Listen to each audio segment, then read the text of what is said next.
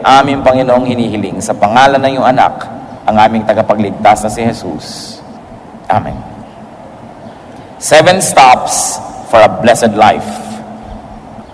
Sabi po sa Jeremiah 7 verses 5 and 7, "If you really change your ways and your actions, then I will let you live in this place." Isang kondisyon ay binigay ng Panginoon sa mga tao. Kung talagang magbabagong loob kayo, papalitan ninyo ang inyong mga pamamaraan, hahayaan ko kayong manahan sa lugar na ito. At natural ang pinag-uusapan po ay isang bayang pinagpala, isang sitwasyon sa buhay na punong-puno ng pagpapala ng Diyos. Kaya sabi niya, "If you change your ways, I will bless you." We want blessings, we must be ready to follow the rules and to play it by the book. Isang-isa pong dapat nating itigil kung ito hindi pa natin lubos na naititigil para ang pagpapala ay magsimula, is to stop childish thinking. Tigilan ang pag-iisip bata. Pwede nating mithiin na magmukhang bata, hindi naman siguro masama. Pero ang mag-isip bata ay dapat ng talikuran. Because it is limited, simplistic, and selfish. 1 Corinthians 14:20, "Brothers, stop thinking like children. In regard to evil, be infants, but in your thinking, be adults." So, atin pong bigyan ng diin, in regard to evil, be infants. Sa lahat ng bagay na may kaugnayan sa kasalanan at kasamaan ay maging isip bata, maging isip musmos. Walang alam, inosente, malinis. In fact, infants are younger than children. So better and cleaner and purer than children is what God requires. And in regard to thinking, be adults. Sa paggawa ng masama, walang muwang. Subalit sa pag-iisip ng tama, tayo dapat ay mistulang mga may karanasan, marurunong na at may edad. In other words, the Bible is asking for maturity, for a kind of thinking that is understanding and accommodating. Ano pong application nito sa ating buhay ngayon? Tayo po ba ay nag-iisip bata pa? Kung minsan, ay marami tayong mukha at anyo. Pagka ang kaharap mo itong grupo ng mga taong to, ikaw ay mature.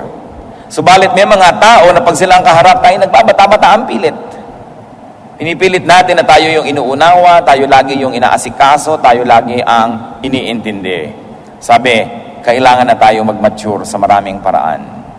One of the saddest things that you can ever discover is not seeing people for a long, long time, and then after many years, when you see them, to discover that they have not matured at all. Hindi umidad sa pag-iisip. Tumanda lang ang itsura, dumami lang ang mga bilang ng taon, subalit hindi tumanda ang pag-iisip. Sabi nga nila, hindi paling tumanda basta may pinagkatandaan.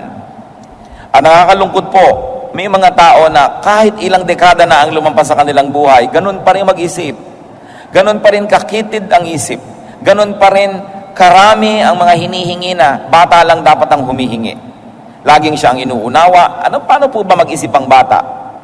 Siya lagi, pagka nagugutom, iiyak. Kailangan itigil mo lahat ang iyong ginagawa para siya pakanin. Pagka meron siyang hindi gusto, iiyak. Dadaanin ka sa iyak, iba-blackmail ka. Emotional blackmail. Hindi siya marunong magpakain sa sarili, papakainin mo pa. Hindi siya marunong magligpit ng kanyang mga kalat, ipagliligpit mo pa. Hindi niya maipagtanggol ang kanyang sarili. Subalit ang mga tao po na nagmamature, nababaligtad, nalalaman mo na nagmamature na ang iyong anak, ang iyong pamangkin, ang mga bata, kung tumitigil na sila unti-unting kailangang laging alagaan, at pagkatapos natututo sila na maging responsable, at pagkatapos sila na ngayon na nag-uumpisang mag-alaga sa iba, sa mga nakakabata sa kanila o sa mga sobrang matatanda na, then we really show signs of maturity. Kahit po sa ating espiritualidad, kung lagi ka na lamang na kailangang ipanalangin, kailangan ka laging paalalahanan, ligaw-ligawan para umattend sa worship, sundu-sunduin, ibig sabihin, isip bata pa tayo. Kasi tayo pa yung inaalagaan. Pero dapat dumadating na sa panahon na tayo naman naghahanap ng aalagaan. Sino naman kaya ang aalagaan ko? Ano naman kaya ang gagawin ko para makapag-alaga ng iba? Napakahalaga na gumraduate tayo from being childish to maturity. At ang ating dalangin sa Panginoon, bawat isa po tayo ay makapag-isip-isip, saan larangan ng buhay kaya ako immature? Sapagkat yung pong mga immature o isip bata, sila ang kahuli-hulihang nakakaalam na sila isip bata. Kaya kung sa palagay nyo po, ay hindi kayo isip bata, baka tayo yung kandidatong mag-isip na isip bata tayo. Kaya siyasatin ang sarili. Isa pa pong dapat itigil is to stop ways that do not work. Tigilan ng ating mga pamamaraan na talagang nagasgas na pero hindi naman tumatalab. May mga pamamaraan tayo ng pakikitungo sa ating magulang, hindi naman tumatalab. Ganon din pakikitungo sa asawa, sa anak. Mga pamamaraan at ng pamumuhay, pero wala namang epekto. Hindi naman nagbubunga ng mga gusto natin. Dapat nating palitan yan. Sa 1 Timothy 5:23, ano po ang payo ni Paul kay Timothy? Stop drinking only water and use a little wine because of your stomach and your frequent illnesses. Baka naman yung mahilig sa inyong maglasing, biglang ito ngayon na inyong favorite verse. Eh hindi naman paglalasing ito, yung wine, yung table wine, nakasabay sa pagkain. Yung wine na ininom din ng Panginoon doon sa Lord's Supper. Hindi nakalalasing na inumin, kundi kasabay ng pagkain, lalong-lalo na doon sa Mediterranean area. Sabi ni Paul, alam mo na yung kaiinom mo lang ng tubig, hindi tumatalab, yung sakit ng tiyan mo hindi gumagaling. Ay tigilan mo ang pag-inom lang yan at uminom ka ng kaunting wine at nang sa gayon ay gumaling ang iyong karamdaman. Sapagkat alam niya naman nung araw, ang mga tubig ay galing sa mga balon, galing sa kung saan-saan, maaaring may dalang sakit. At dahil itong mga misyonary ay kung saan-saan umiinom, kung saan-saan nakakarating, maaaring kung ano-anong mga karamdaman ang natatanggap nitong katawan ni Timothy. Kaya sabi ni Paul, huwag na muna yan ang iyong inumin because obviously it doesn't work. Bagamat ang pinag-uusapan po dito is a purely medical issue, maaari tayong kumuha ng inspirasyon sa verse na ito para sabihin, ano ba ang mga iniinom kong dito matalab? Ano ba ang ginagawa ko sa buhay na hindi naman nagbubunga ng kanais-nais? Tumatala ba ang mga pagdadabog ko? Tumatala ba yung isang linggo kong hindi kakausapin ng asawa ko o lalo lang nainis, lalo lang kami nag-away? Tumatala ba ang aking psychology na ginagamit sa aking anak o baka hindi naman? Epektibo ba ang aking paraan? Sa kakuriputan ko ba, sa kadamutan at sa katinoan, yumaman na ako? Lumuwag na ba ang aking buhay o hindi naman? Baka kailangan palitan na yung paraan na yan. Kasi yung iba sa sobrang nilang kakuriputan, sa sobrang pag-iingat sa sarili at paglalaan sa kinabukasan, wala't wala rin naman, wala pang kaibigan, wala pang nagmamahal. At kung biglang nanigas at namatay, walang dadampot para man lang maglibing. So, epektibo ba ang ating paraan? Kung tayo po yung mga panganay na anak, epektibo ba ang paraan natin ng pagdodomina sa ating mga kapatid o lampas na kayo ng 20, 30 years old? Abay, tama na yan. Kasi kung kayo ay 18 at ang kapatid nyo ay 10, dapat lang na leader kayo kasi ang dami nyong alam na di niya alam. Pero kung 28 na kayo at siya ay 20, konti na lang ang alam nyo na di niya alam. At kung 38 na kayo at siya ay 30, pareho na lang kayo ng alam. Sa katunayan, kung 58 na kayo at siya'y 50, baka marami na kayong nalimot at mas marami na siyang alam. Nagtataka ko kuminsan pati sa magkakapatid, 80, 70, 60 years old na, hindi pa magtrato ng pantay-pantay. Sobra pa rin nang dodomina yung mga matatanda na akala mo higit lalo siyang maraming alam kaysa doon sa iba. Alam niyo po, dumadating tayo sa edad na nag-aabot-abot na yung mga alam na yan. Kaya, tama ba yun? Tama ba ang pamamaraan natin? Kumisan yung pressure na ibinibigay ng magulang sa mga anak, tama ba? Does it work? Yung mga kahigpitan natin, tumatalab ba? O yung sobrang luwag natin, maganda bang nagiging bunga? Dapat po tayong laging magsuri kung ang ating mga pamamaraan ay mabisa. And we should learn from this principle. Sabi ni Paul, stop taking only A because it doesn't work. Take B. What else should we stop? Stop when you have to give way. Kung kailangan magparaya, kailangan magbigay daan, kailangan magbigay ng espasyo para sa iba, maaari natin yang gawin. Stop talking to give way to inspired speakers. Stop being a hindrance to blessing. Stop hogging the limelight if an anointed person must be given attention. Kung minsan po, laging gusto natin tayo ang nangingibabaw, tayo ang nangunguna, tayo ang merong last say, tayo ang lagi na lamang merong final authority, mag-isip-isip tayo. Sapagkat yung karunungan, yung kahusayan, yung inspirasyon, ay naglilipat-lipat yan kung minsan ang puso sa paglakad ng panahon. Walang isang tao na siya lang ang may franchise to wisdom. Kahit pa nga siya ang pinakamatanda, kahit pa nga siya ang pinakamarunong dati, o kahit pa nga siya ang pinakamaraming pera. Dapat marunong po tayo magbigay. Kahit nga sa ministry, sabi sa 1 Corinthians 14:29 to 33, 2 or 3 prophets should speak, and the other should weigh carefully what is said.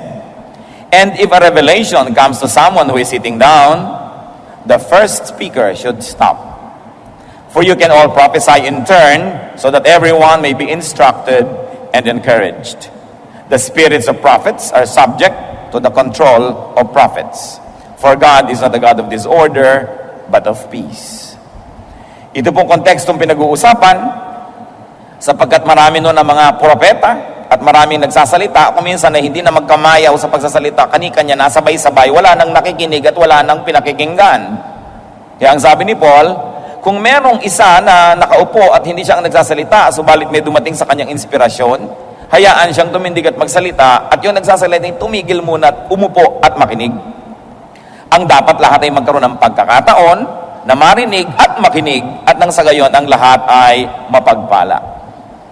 Hindi natin kailangang laging dinodomina mga usapan.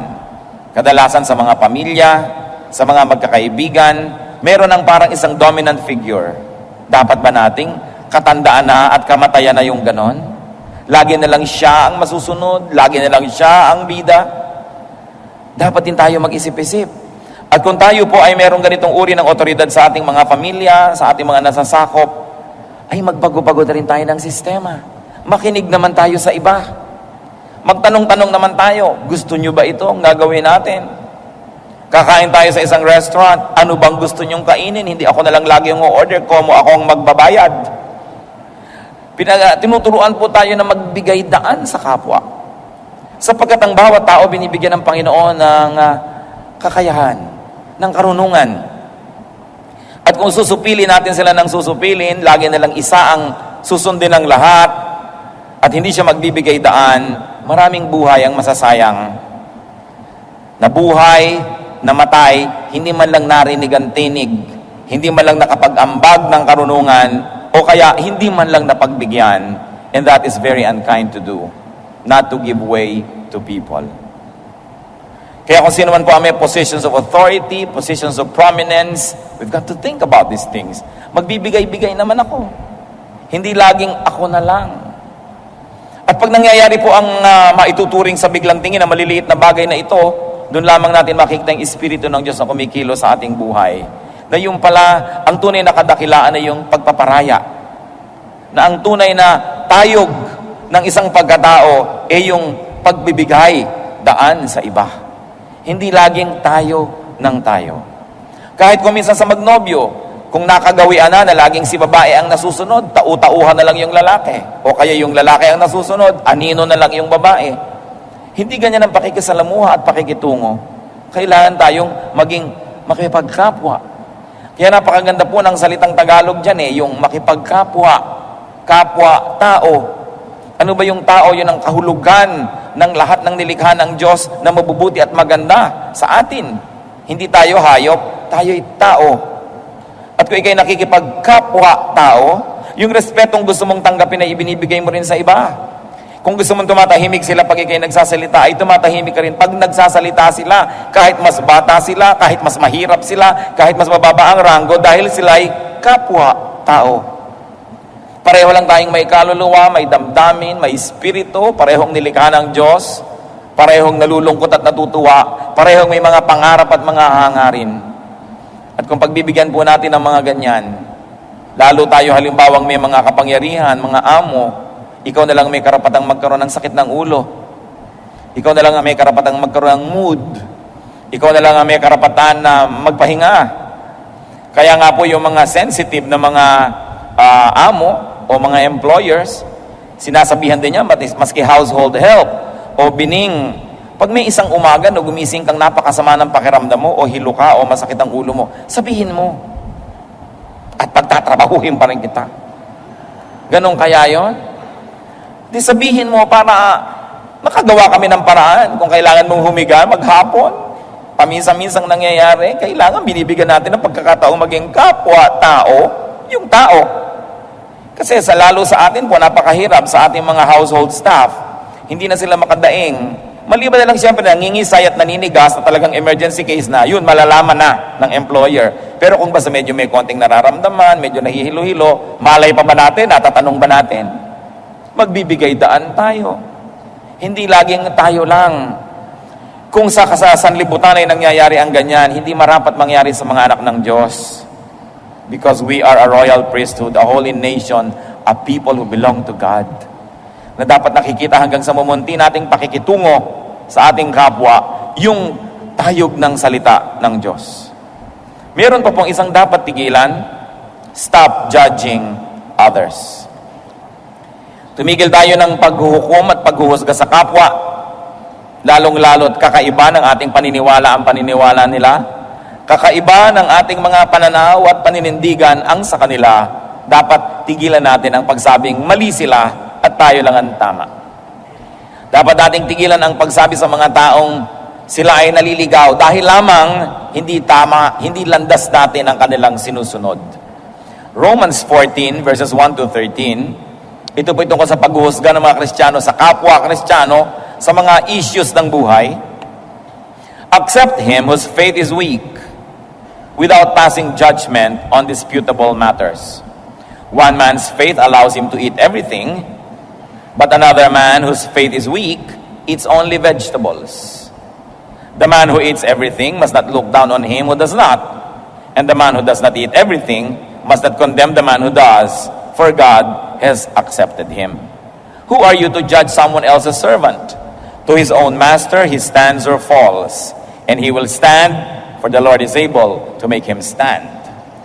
Ano pong unang binabanggit dito? Kasi meron mga tao na Hudyo ang kanilang pagiging background. Pagkatapos meron naman ng mga Gentiles na naging Kristiyano. Alam niyo po yung mga Hudyo, maraming di kinakain. Ngayon, yung mga Gentiles, lahat ng gumagapang, lumilipad, tumatakbo, lumalangoy, kinakain. So, i-judge naman ng mga Gentiles yung mga Hudyo. Ang arte-arte nyo naman. Yan, ang dami-dami yung hindi makain. Samantalang pinalaya na tayo ng Panginoon, nakainin ang lahat. Yun namang mga Jews, i-judge nila yung mga Gentiles. Makasalanan kayo. Kumakain kayo ng palaka. Kumakain kayo ng mga hito. Kumakain kayo ng mga burong talangka, etc., etc. At sila ay nagsisiraan. At sabi ni Paul, huwag kayong ganyan. Kung ang gusto mo lang kainin ay gulay, gusto mo vegetarian ka, di vegetarian ka, pero humuhusgahan yung kumakain ng mga lumilipad na insekto. At ikaw naman, kumakain ka ng dinosaur, huwag mong pintasan yung gulay lang ang kinakain. Sabi, kanya-kanya tayong konsyensya, tumaharap tayo sa Diyos tungkol dyan. One man considers one day more sacred than another. Another man considers every day alike. Each one should be fully convinced in his own mind. So meron namang sobrang legalista kung kailan ang Sabat. Meron naman nagsasabi na, basta ang sabi ng Panginoon, 6 days of work must be broken by a 7th day of rest. Sa factory ako nagtatrabaho Tuesday ang off ko. Bakit ko ipipilit na maging Sabado yon? Matatagalan ako ng trabaho. Sabi naman nung nagpipilit na Sabado, di matagalan ka ng trabaho, magutom ka, pero sundin mo dapat ang Sabat, Sabado. Mag-aaway-aaway ngayon sila. Sabi ni Paul, may taong ang tingin niya sa isang araw na yun ang banal. Meron namang isa, ito ang banal. Di huwag kayong mag-away. Hayaan mo siya. Kasi lahat naman ng araw sa Diyos ay pareho. Siya naman ang lumikha ng lahat ng araw. At ang itinuturo po ng Biblia, on the 7th day you will rest. 6 days you shall labor, and on the 7th you rest. Mahalaga ba kung saan tumama yung 7? O ang mas mahalagay, pinagpapahinga ka ng Diyos na walang 7 araw na tuloy-tuloy na pagtatrabaho. Magpapahinga ka. Kaya po, ito'y pinag-aawayan ng maraming tao maging hanggang ngayon. Nalilimot nila itong sinasabi ni Paul dito na, huwag kayong manghusga. Kung sa kanya yun ang banal, di yun ang banal. He who regards one day as special does so to the Lord. He who eats meat eats to the Lord, for he gives thanks to God. And he who abstains does so to the Lord and gives thanks to God. For none of us lives to himself alone, and none of us dies to himself alone. If we live to the Lord. And if we die to the Lord. So whether we live or die, we belong to the Lord. For this very reason, Christ died and returned to life so that he might be the Lord of both the dead and the living. Then you, why do you judge your brother? Or why do you look down on your brother? For we will all stand before God's judgment seat. It is written, as surely as I live, says the Lord, every knee will bow before me, every tongue will confess to God. So then each of us will give an account of himself to God. Therefore, let us stop passing judgment on one another. Instead, make up your mind not to put any stumbling block or obstacle in your brother's way. So first of all, on dietary issues, sinabi, kanya-kanya yan. Sapagkat sa Old Testament, maraming regulasyon. Sa New Testament naman ay pinalaya ng Panginoon ng mga tao. Sabi niya, it's not important what gets into the mouth, but what gets out of it. So, alin ba dun sa dalawang susundin mo? Nasa iyong pananalig. Kasi hindi yon may kinalaman sa iyong kaligtasan. Meron naman on special day issues. Meron mga Kristiyano, aawayin yung mga gustong magsabit ng parol pag Pasko. O ba't ka naglalagay ng Christmas tree, pagan yan, evil yan? Wala akong kinalaman sa paganism nung araw, naglalagay lang ako ngayon, pampasaya. Parang nagdagdag lang ako ng ribbon sa aking damit, o buhok, huwag mo sabihing evil to. Sapagkat yung mga bagay na yon ay pang-ibabaw, hindi naman nang pumapasok sa loob ng puso. On feasting or fasting. Sabi, kung ikaw ay kain ng kain, nagpapasalamat ka naman sa Diyos at kinikilala mo sa Kanya galing yon, di tinatanggap ka ng Panginoon. Gusto mo namang mag-ayuno at nagpapasalamat ka rin sa Diyos sa pag-ayuno mo, di tinatanggap ka rin ng Panginoon kung ano ang konsyensya mo na hindi lumalabag sa salita ng Diyos. Kasi pareho naman yan na may makukuha kang verse na nagsusupport Ibig sabihin, malawak yung pwedeng pagkilusan ng Kristiyano at pagkunan ng kanyang pagbabasihan ng kanyang ginagawa. Hindi katulad ng marami, naglalakad lang o na doon sa gitna ng kalsada na may puting linya, samantalang ang lapad-lapad ng kalsada. Merong mga Kristiyano, ganun Ang lapad-lapad ng mundo, ang dami-daming pwedeng gawin, napakalimitado ng ginagawa sa sobrang pagiging bookish. While it is not wrong to walk in the center of the road, especially if it's a pedestrian road, but you can move to the left and to the right with God-given freedom. And those who would like to walk on the left side or the right side should not be judged by those who walk only in the center. Hindi tayo dapat na naghuhusga sa ating kapwa. Ang Panginoon hindi pa nanghuhusga. Hanggang ngayon, ang Panginoon ay tagapagligtas pa rin. Kailan pa siya magja-judge? Pagbalik pa niya. O kaya, pag tayo'y namatay, kung alin man doon ang mauna, pero habang buhay pa tayo, hindi pa tayo hinuhukuman. So bakit ngayon tayo maghuhukom at maghuhusga sa ating kapwa? Pagka meron siyang ginagawa, sabihin natin, God is not yet finished working on him or her. Hindi pa tapos ang Diyos sa kanya. Kaya mga iba, bakit nasa choir yan? Di ba meron pa yung ganito, ganong kasalanan? Hindi pa tapos ang Diyos. Kasi kung tapos na ang Diyos sa kanya, ting, mawawala na siya. Nandun na siya sa kabilang buhay. Hindi pa siya graduate sa buhay na ito. Kaya sa halip na lagi nating sisilip-silipin ang mga kapintasan at kakulangan ng kapwa natin, ipanalangin natin sila, tulungan natin sila, at kung may konti tayong alam sa mabuti at magandang paraan, ituro natin sa kanila. Pero para husgahan sila dahil mas marami tayong alam, hindi yan ang dahilan kaya binibigyan tayo ng karunungan ng Diyos. Binibigyan tayo ng karunungan para higit tayong maging mahinahon, maunawain, matulungin, hindi para maging mapagmataas. Napakahalaga na hindi madapa ang kapwa dahil na-offend sila sa atin, nasisiraan ng loob dahil sa ating mga panghuhusga. We should stop measuring people only by our standards. Katulad din ng sinigang. Matabang ang sinigang mo. Sa ganyan ako magsigang Yan ang sinigang ko. Hindi yung, ito ang sinigang dapat, ito dapat ang lasa ng ganito. Kasi kanya-kanyang pagluluto, kanya-kanyang nahiligan. Hindi naman moral issue yan para pagtalunan. Kaya dapat marunong din po tayong magbigay ng daan sa ating kapwa. Ba't natin pinag-uusapan ng ganito mga bagay? Sapagkat itong mga bagay na ito ang napapabayaan ng maraming Kristiyano. Sa ulo ang lahat ng Ten Commandments, ang lahat ng doktrina sa buhay, pero sa ganitong mga bagay, tayo nadadapa at nagkukulang. Ano pang dapat nating tigilan para ang buhay natin ay mapagpala? Stop grumbling. God has constantly taught against grumbling. Yung reklamo ng reklamo, katsang ng katsang, maraming comment, hindi na siya masaya, magre-reklamo pa para lumungkot din ang kapwa na sana'y masaya na, napalungkot pa niya. Laging maraming mga puna, maraming pintas, dapat na itong itigil. Alam niyo kung bakit ko ito pinagdidiinan? Kasi 99% ng mga Kristiyano guilty pa dito. Walang tigil ng karareklamo. Walang tigil ng kahahanap ng maipipintas, ng mga kasiraan. Samantalang dapat hinahanap natin kung ano yung mabuti, kung anong maganda, kung anong mapupuri. Kung ano ang pagpapala na naroon na. John 6:43, "Stop grumbling among yourselves," Jesus answered. At isa ito sa mga paulit-ulit na turo sa Biblia, Old or New Testament alike.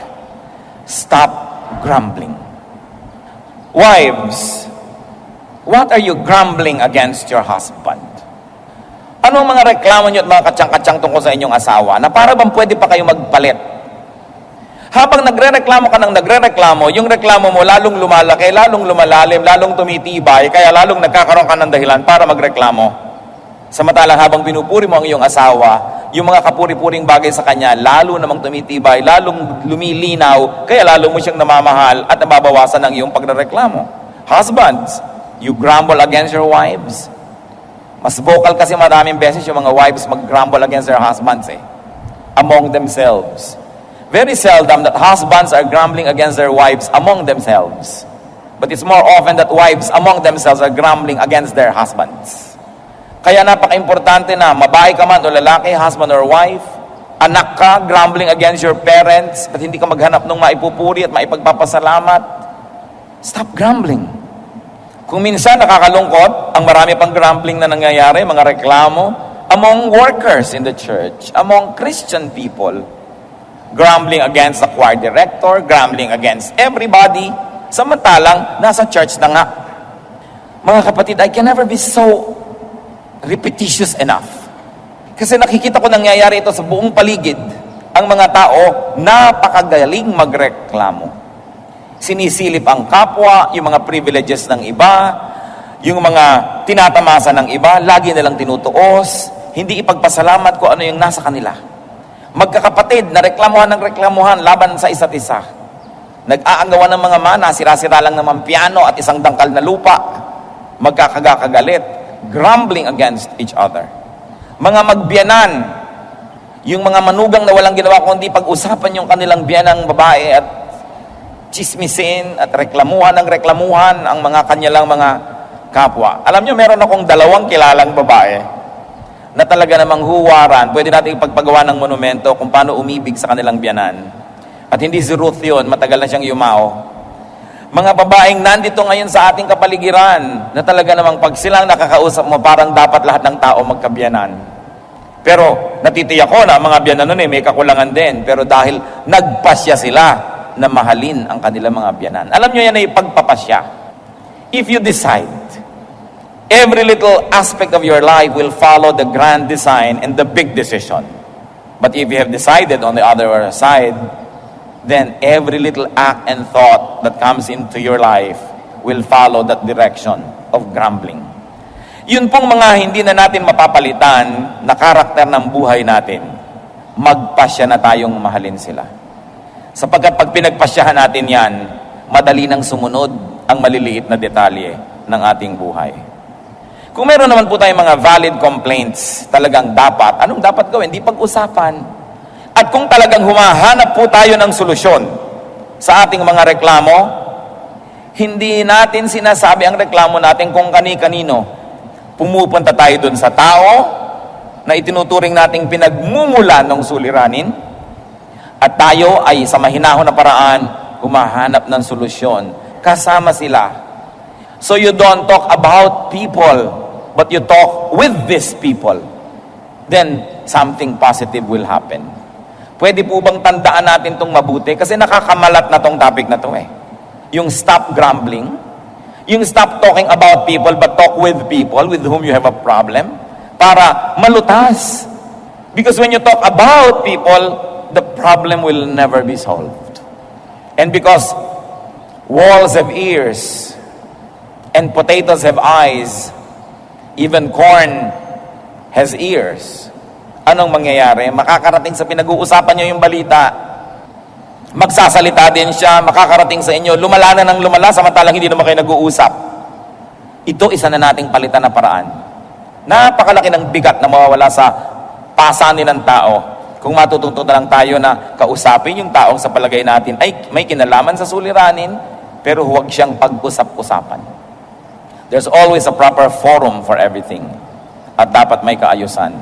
1 Corinthians 14:40, but everything should be done in a fitting and orderly way. May isa pa pong dapat tayong tigilan. Stop doubting. Faith is everything. John 20:27. Then he said to Thomas, this is the Lord saying to Thomas, put your finger here, see my hands. Reach out your hand and put it into my side. Stop doubting and believe. Mga kapatid, mag-isip tayo. Anong pangako ng Diyos ang pinagdududahan nyo? Anong salita ng Diyos na napakalinaw sa Biblia ang pinagdududahan nyo? Sabi ni Lord, stop doubting. Believe. Ang nangyayari sa ating buhay ay inuukit at binibigyan ng anyo at kulay ng ating pananampalataya. Ang maaari lang maganap ay yung lang pinaniniwalaan natin. Faith can extend or limit us. Kaya napakahalaga, panindigan ang mga pangako ng Diyos. Hindi ibinigay, hindi isinulat ang mga pangako ng Diyos para pagdudahan. Ibinigay yan para panindigan, panghawakan, sandalan, tindigan, para tayo magkaroon ng kapayapaan, katahimikan, kaayusan sa ating buhay. Ang lahat ng patuloy pa ring nerbyoso ay kulang ng pagtitiwala sa salita ng Diyos. Ang mga lagi pa rin na sinasakmal ng takot ay kulang ng pagtitiwala sa mga pangako ng Diyos. Ang mga takot na takot maghirap at baka walang makain, salat na salat sa pananalig sa sinabi ng Panginoong Jesus. Sabi niya, look at the birds of the air. They don't even plant, they don't harvest, but your heavenly Father feeds them. At kung ang mga ibon ay pinapakain, ang mga bulaklak ay dinadamitan, kayo pa kaya ang hindi alagaan ng Panginoon? Mga mabababaw na mga pananalig, sinabi ng Panginoon. Ano po ang inyong mga takot? Gusto kong pag-usapan natin yan eh. Ano mga takot natin? Sa palagay nyo ba, hindi mas malaki ang Diyos dyan sa takot na yan? Pero habang may mga takot tayo, nabubuhay tayo sa nerbiyos, sa pangamba, sa panghihina, ibig sabihin, mahina ang pananalig. Nagdududa sa salita ng Diyos na ito'y totoo, ito'y mapanghahawakan at magaganap nga. 2 Peter 3:9, the Lord is not slow in keeping His promise. Suyurin ang Biblia, halukayin, hanapin lahat ng pangako ng Diyos, panghawakan, memoryahin. Dapat pa bang i-memorize yan? Yes. Because when you memorize and commit to memory the promises of God, you will be able to pull out the right promise at the right moment and you will be strengthened. Ang ating pagkain ay ang salita ng Diyos.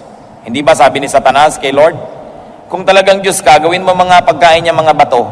Sabi niya, man does not live by bread alone, but by every word that comes from the mouth of God. Anong isa sa mga kahulugan niyan? Ang pagkain natin ay ang salita ng Diyos. Nangihina ka, physically, kakain ka ng pagkain, iinom ka ng mga vitamins, iinom ka ng mga herbs, at kung ano-ano pa, para ka lumakas. Spiritually, nangihina ka, ang pagkain mo ay salita ng Diyos. Ano? Ang kanyang mga pangako. Ay, maalala ko yung pangako na yun ng Diyos. Kakainin ko ngayon yung pangako na yun. Malakas na ako kasi kumain ako ng tama kong kainin. Kaya yung panghihina, isa lang po yan na sintomas na tayo'y mahina sa pananampalataya. Ang mga anak ng Diyos ay victorious because God is victorious. Malalakas ang loob dahil kakampi natin ng Diyos. Masisigasig, hindi lalampalampa, hindi hihina-hina. It is the devil who comes to steal, to kill, and to destroy. But Jesus says, I have come that you may have life and have it to the full. A full life. Don't just exist. Get a life, a full life. At kailangang panghawakan natin literally ang mga pangako ng Diyos. Pag sinabing ganon, gawin. Pag sinabing tigil, tigil. Pag sinabing go, go. Pag sinabing this is my promise, claim it. Nothing happens to people who do not believe. Kahit sa mga imbensyon, nakaka-imbento yung mga tao na naniniwala sa kanilang magagawa. Kahit yung mga unang mga taong tumawid sa dagat Pasipiko, nung kauna-unahang mga panahon, naniwala silang magagawa nila yon. Yung umakyat niya sa mga Mount Everest, naniwala silang magagawa nila. Pero yung mga, naku, hindi pwede yan, mahirap yan, talagang walang nararating. Kahit yung mahihirap na tao na napaasenso ang sarili sa tulong ng Diyos, dahil naniwala silang magagawa nila, habang lahat ng kanilang mga kaibigan ay nag-give up na at nag-adik-adik na lamang, may mga nagpilit pa rin mag-aral, pinilit magsikap, ngayon umasenso sa buhay dahil naniwala sila. Yung paniniwala natin ang bubuo o sisira sa ating buhay. Kaya kailangang paniwalaan. Pati po ang ating mga anak, kung naniniwala tayong sila'y mahusay, naniniwala tayong marami silang magagawa, nagiging mahusay at maraming ang nagagawa. Pero pag naririnig kayong, yung anak ko na yan, bubing yan eh. Walang pag-asa. Ganyan lang. Nagiging ganun ang performance nila. Kasi sila man na nawawala ng pananalig sa sarili. Kasi sinira na natin ang loob. At kung may isa pa tayong dapat pag-usapan ngayon, na dapat tigilan, stop sinning. Remember the law of impenetrability. Only one thing occupies one place at one time. So anybody who sins has no space for holiness. And if there's no space for holiness, there's no space for God. If there's no space for God, there's no space for blessedness, for victory, or for fruitfulness. 2 Corinthians 5:17. If anyone is in Christ, he is a new creation. The old is gone. The new has come. Ilang beses na dapat nating bigkasin, basahin, usal-usalin ang mga salitang ito bago lubos nating maunawaan. Na ang isang tao na kay Kristo ay isang bago ng nilalang. Pero marami nagsasabi, born again ako, bagong nilalang, new creation, pero old habits, old sins, old ways. A new spirit is not compatible with old sinful hearts. There has got to be renewal all the way. Matthew 9:17, neither do men pour new wine into old wineskins. If they do, the skins will burst, the wine will run out, and the wineskins will be ruined. No, they pour new wine into new wineskins, and both are preserved. Napakaganda po ng talinghaga na ginamit. Kung may bagong alak, hindi pwedeng ilagay sa lumang sisidlan na usually mga leather, mga skin ng hayop. Sapagkat sasabog lang yon kung may bago kang ilagay. Sabi, lumang sisidlan, lumang alak. Alak, bagong sisidlan.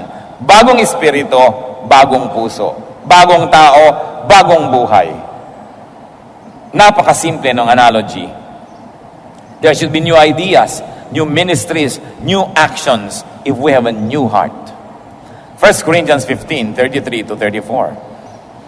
Do not be misled. Bad company corrupts good character. Come back to your senses as you ought and stop sinning. New life, new friends. New lifestyle. At kung tayo may nakikitungo sa mga dati nating mga pinakitutunguhan, ay dahil lamang gusto natin silang akayin sa tama, hindi para mulit-muli nila tayong hilahin pababa. At kung nakakahalata tayo ng ating mga dating mga kapalagayang loob ay hinihila tayo pababa, dapat kahit man lang pansamantala na tayo'y umiwas sa kanila hanggang tayo'y maging malakas, hanggang dumating tayo sa punto na gano'n na tayong kalakas na pag tayo nakikisalamuha sa kanila'y sila ang nahihila na natin pataas. Pero hindi maaari na umasa tayo na magkaroon ng bagong buhay, pero lahat ng mga luma nating mga pakikitungo na may kasamaan, kamalian at kasalanan ay ipagpatuloy pa. Meron pa nga nakikiusap sa akin, Pastor, pwede po ba tayo mag-Bible study sa aming bahay? Saang bahay? Sa bahay po namin ni ganon. Panginoon kong Diyos, ika-4 mo ng asawa yan. At buhay pa yung 1, 2, 3. Ngayon, gusto mo mag-Bible study tayo sa bahay nyo. Eh di para ko na ngayong in-recognize itong relasyon na ito. Gusto mo pala mag-Bible study, tanggalin mo muna sa buhay mo yung 2, 3, 4. At pag-ayus-ayusin mong yung buhay. Kasi oras na nakasanayan na yon, hindi na mahapdi, hindi na masakit. Ang kasalanan na inaalagaan ay wala ng kirot. At katunayan yan, pag nakasanayan ng kasalanan, pag tinatanggal mo, dun pa ngayon makirot. Pero parang isang bulok ng ngipin, ayaw mong ipabunot sa dentista dahil masakit ang pagbunot. Kaya pagtsatsagaan mo na lang na buong buhay, sumasakit-sakit. Sa buhay po natin, kuminsan kailangan ng drastic surgical procedure.